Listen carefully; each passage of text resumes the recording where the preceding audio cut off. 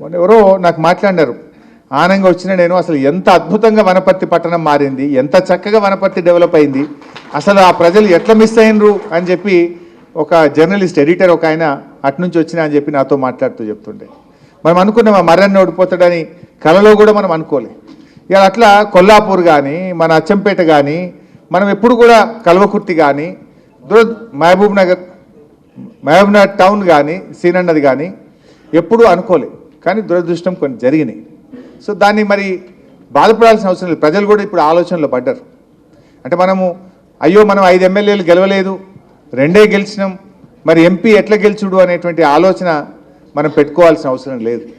పోయినసారి మీరు చూసిండ్రు, మన కరీంనగర్లో 7 ఎమ్మెల్యేలు మనమే గెలిచినాం, కానీ ఎంపీ ఓడిపోయినామా లేదా? అట్లే ఖమ్మంలో ఒక్కటే ఎమ్మెల్యే మనం గెలిచినాం, మన అజయ్ గారు ఎమ్మెల్యే గారు గెలిచిండ్రు. మిగతా 6 అసెంబ్లీలు కాంగ్రెస్ పార్టీ గెలిచింది. కానీ ఎంపీ ఎన్నికల్లో నామా నాగేశ్వరరావు గారు 2 లక్షల మెజార్టీతో అద్భుతమైనటువంటి విజయాన్ని ఖమ్మంలో మనం గెలిచినాం. సో ప్రజల్లో కూడా ఇప్పుడు చర్చ స్టార్ట్ అయింది. మనం కూడా అందరం టీం వర్క్ చేయాలి.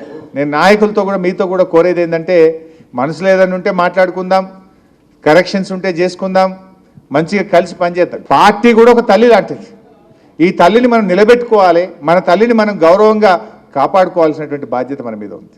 సో పార్లమెంట్ ఎన్నికలు కూడా ఈక్వల్లీ మీకు ఇంపార్టెంట్. ఇప్పుడు మా అచ్చంపేట ఉంది, కల్వకుర్తి ఉంది, నాగర్ కర్నూలు ఉంది. అక్కడ ఇలా ప్రోటోకాల్లో మీకు ఒక ఎంపీ ఉన్నాడు అనుకోండి, డెఫినెట్గా ఒక ఆర్డీఓని పిలిచి మాట్లాడతాడు, ఒక డిఎస్పీని పిలిచి మాట్లాడతాడు, ఒక ఎంఆర్ఓని పిలిచి మాట్లాడగలిగే మీకు ఒక ప్రోటోకాల్ దొరుకుతుంది. అటు ఎమ్మెల్యే గారు లేక ఎంపీ గారు లేదనుకో, మనకు ఒక ప్రోటోకాల్ ఉంటుందా? పెద్ద దిక్కు ఉంటుందా?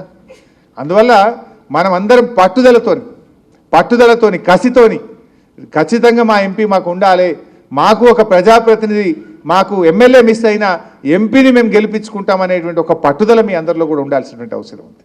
అందువల్ల మనం ఎంపీ ఎన్నికలు గెలవడం పెద్ద కష్టం కాదు నాకు తెలిసి. ఇప్పటికే కాంగ్రెస్ మీద కొద్దిగా భ్రమలు పోతున్నాయి. రేపు యాసంగి వడ్లు వస్తాయి, బోనస్ ఇవ్వలేదనుకో జనం ఊకుంటారా? ఇప్పుడు ఎంపీ ఎన్నికల్లోపు 4,000 పెన్షన్ రాలేదనుకో, అవ్వాతాతలు వేస్తారా? వాళ్ళకు 4,000 రాకపోతే వేస్తారా? సో అవన్నీ మీరు ఊకుంటారా? అందువల్ల మనం గట్టిగా పనిచేసి ఒక టీం వర్క్ చేస్తే తప్పకుండా ఎంపీ ఎన్నికల్లో అద్భుతమైనటువంటి విజయాన్ని మనం సాధించేటువంటి అవకాశం ఉంటుంది. అందువల్ల let us do the team work. ఎక్కడ కూడా అధైర్యపడాల్సిన అవసరం లేదు. ఆత్మవిశ్వాసంతో ముందుకు సాగుదాం. ఖచ్చితంగా నాగర్ కర్నూలు పార్లమెంటు మీద గులాబీ జెండా ఎగరేసి మన సత్తా చాటాలని చెప్పి కూడా నేను మీ అందరికి పిలుపునిస్తా ఉన్నా. ఆ టీం వర్క్తో ముందుకు పోదాం.